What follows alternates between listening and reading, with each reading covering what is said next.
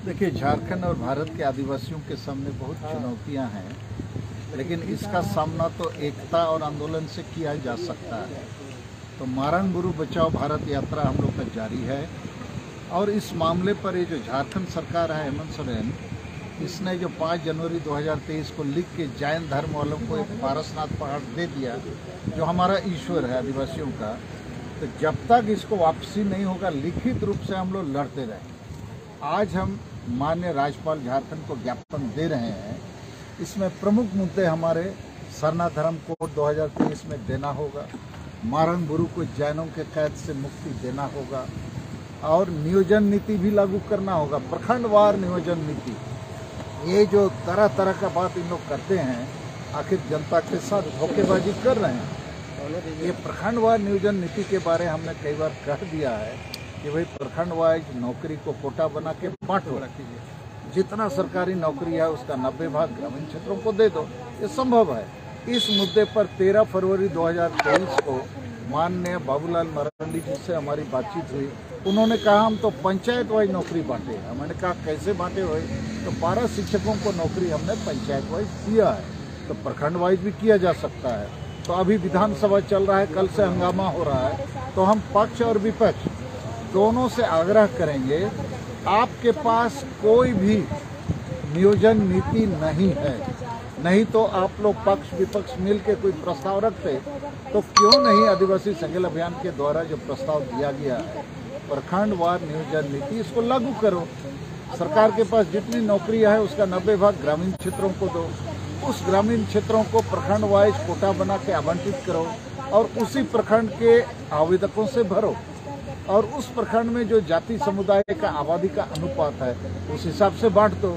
इसमें खतियान का भी जरूरत नहीं होगा, स्थानीय नीति भी नहीं बनाना पड़ेगा, आरक्षण नीति भी नहीं बनाना पड़ेगा। ये स्वतः समायोजित सब चीज हो जाएगा और 2-3 महीनों के भीतर ये संभव है। लेकिन हमको अभी ऐसा लगता है ना बीजेपी चाहती है लोगों को नौकरी मिले, ना कांग्रेस, ना लालू पार्टी, ना जेएमएम, ना आजसू। ये लोग रोज एक तो नूरा कुश्ती शेडो फाइट में लगा हुआ है। तो नियोजन नीति भी लागू होना चाहिए। राज्यपाल के ज्ञापन में हम लोगों ने ये लिखा है। चौथा है हमारा, इस सरकार को बर्खास्त किया जाए। ये लूट झूठ, भ्रष्टाचार और वादा खिलाफी में एकदम वर्ल्ड रिकॉर्ड बना दिया है। इसको अब शासन में रहने का कोई नैतिक अधिकार नहीं है। और कुर्मी जाति पर भी हम लोग लिखे हैं, भाई इन लोग को यदि एसपी बनना चाहता है, अब बोलता है हम लोग पहले एसपी हैं, तो हाई कोर्ट सुप्रीम कोर्ट जाओ ना, अपना प्रमाण दिखाओ और बन जाओ। लेकिन इस मामले पर हम लोग जेएमएम और कांग्रेस को सबसे ज्यादा दोषी मानते हैं। इन लोगों ने इनको भड़का दिया है, अपने वोट बैंक की लालच के लिए तुमको आदिवासी बनाएंगे, और भी बहुत सारी जातियों को ऐसे भड़का रहे हैं लोग। तो हम लोग इन पार्टियों के खिलाफ हैं। तो इन सारे मुद्दों को लेकर डीलिस्टिंग पर भी हमारा मानना है कि जो आदिवासी सरना धर्म कोड अर्थात प्रकृति पूजा धर्म छोड़ के हिंदू मुसलमान ईसाई आदि बन गया है, तो उसको एसटी का लाभ से उसको वंचित किया जाए, डीलिस्टिंग लागू होना चाहिए।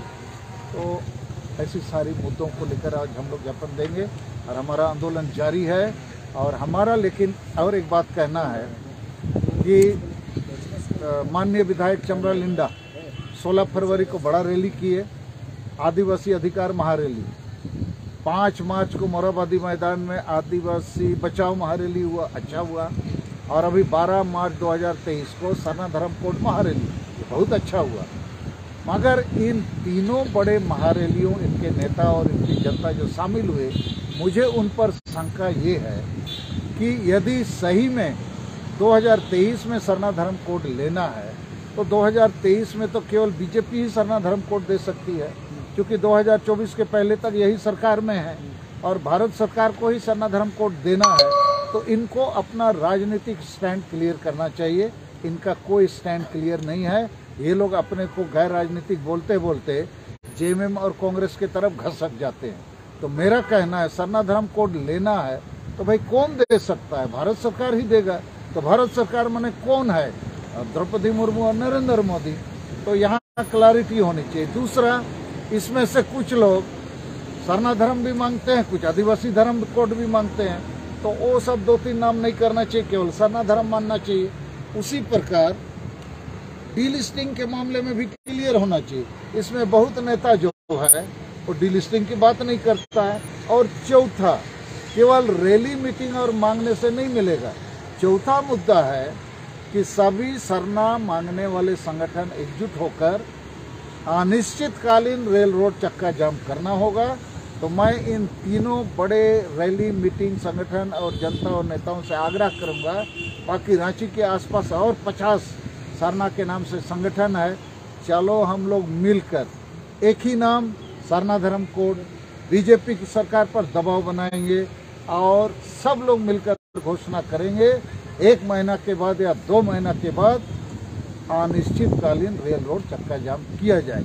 ऐसा यदि ये लोग नहीं करेंगे तो सरना चाहने, मांगने, सोचने और सपना देखने वालों के साथ भयंकर धोखा होगा और ये धोखाबाजी नहीं होना चाहिए।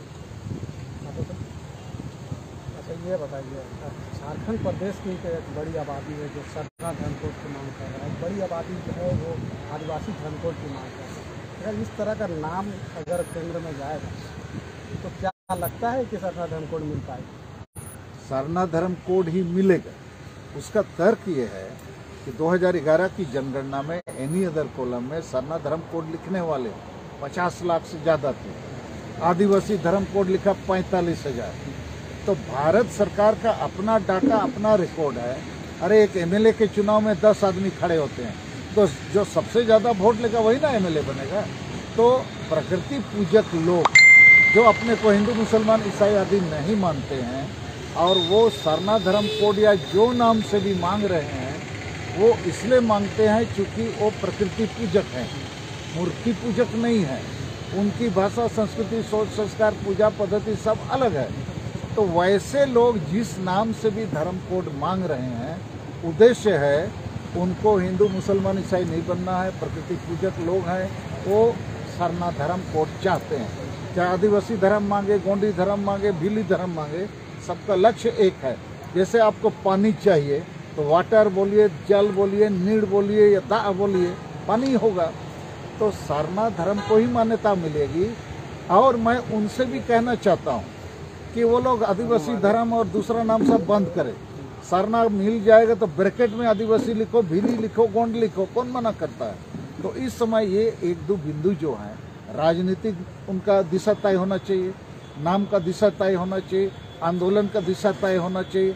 और नहीं तो ये रैली मीटिंग जुलूस करके ऐसा ना हो जाए कि 24 का चुनाव आ रहा है, हम थोड़ा रैली करके अपना चेहरा चमका लें, अगला चुनाव में टिकट ये पार्टी वो पार्टी से ले लें, तो जनता का क्या होगा? एकमत क्यों नहीं बन रहा? एकमत बनने की पहल कौन करेगा? देखिए, मैं तो एकमत होने का आवाज़ आप लोग के माध्यम से आज भी दे रहा हूँ। मैं कोशिश करूँगा यहाँ कुछ आदिवासी बुद्धिजीवी और नवयुवक जो किसी पार्टी या संगठन में नहीं हो, उनसे आग्रह करूँगा, भाई तुम सबसे बात करो। जितना सरना समिति या सरना मांगने वाले लोग हैं, एकजुट होने का हम लोग कोशिश करेंगे। नहीं तो हम भी और फिर बड़ा रैली हम भी करेंगे और बोलेंगे जो लोग एकजुट होकर रेल रोड चक्का जाम में सामने नहीं आता है, वो लोग ठगबाज है, जनता के साथ धोखा कर रहा है। तो हमारा कहना है, एकता भी चाहिए, आंदोलन भी चाहिए और राजनीति भी चाहिए। बिना राजनीतिक क्लैरिटी के ये मांग आपको कभी नहीं मिलेगा। उसके लिए आपको आगे आना होगा।